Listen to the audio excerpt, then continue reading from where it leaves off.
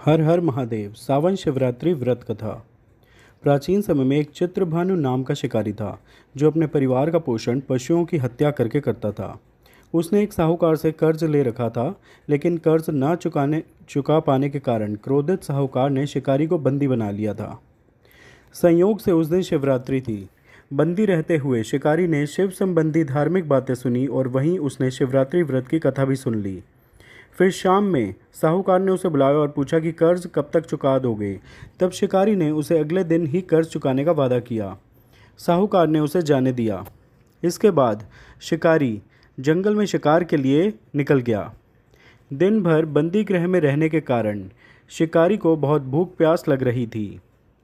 जंगल में इधर उधर भटकने के बाद वह एक जलाशय के पास गया और वहाँ पर एक ही पेड़ पर थोड़ा सा जल पीने के लिए लेकर चढ़ गया।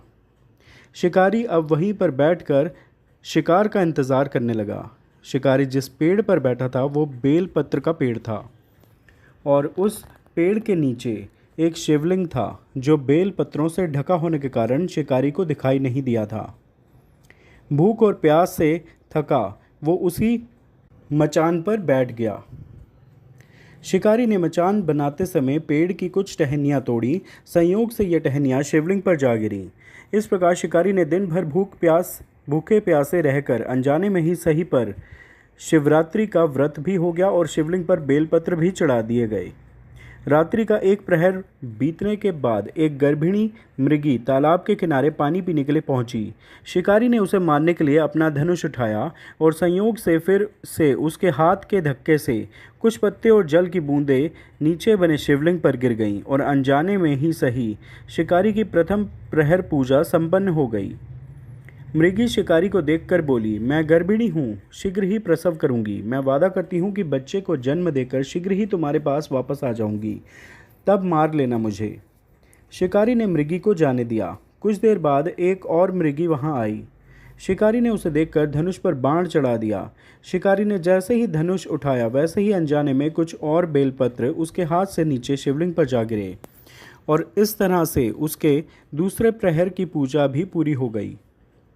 इस मृगी ने भी विनम्रतापूर्वक शिकारी से निवेदन किया कि मैं थोड़ी देर पहले ऋतु से निवृत्त हुई हूँ, अपने प्रिय की तलाश कर रही हूँ। मैं वचन देती हूँ कि अपने पति से मिलकर शीघ्र ही वापस आ जाऊँगी, तब मुझे मार लेना। शिकारी ने उसे भी जाने दिया। अब रात्रि का आखिरी पहर बीतने को था। फिर एक और मृगी अपने बच्चों के साथ उधर से निकली। शिकारी ने उसे मारने के लिए तुरंत ही धनुष पर तीर चढ़ा दिया।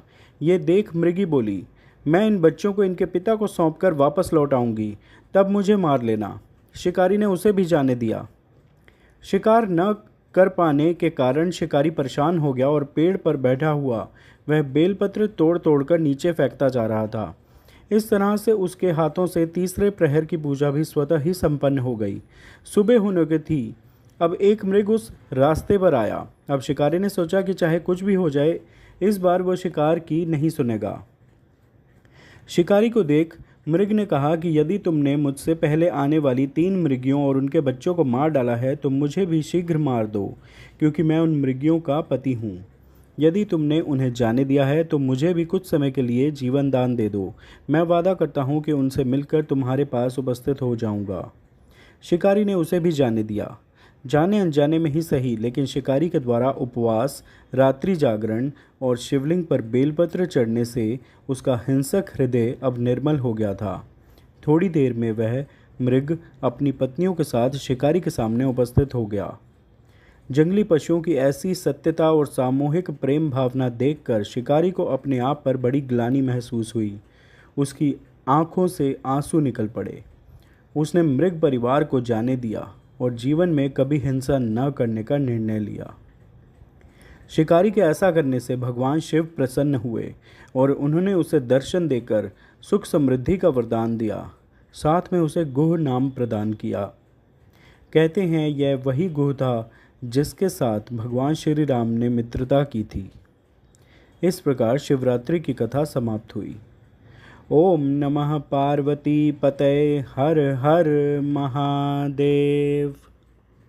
कृपया इस वीडियो को लाइक व शेयर करें व चैनल सब्सक्राइब करें। धन्यवाद। हर हर महादेव।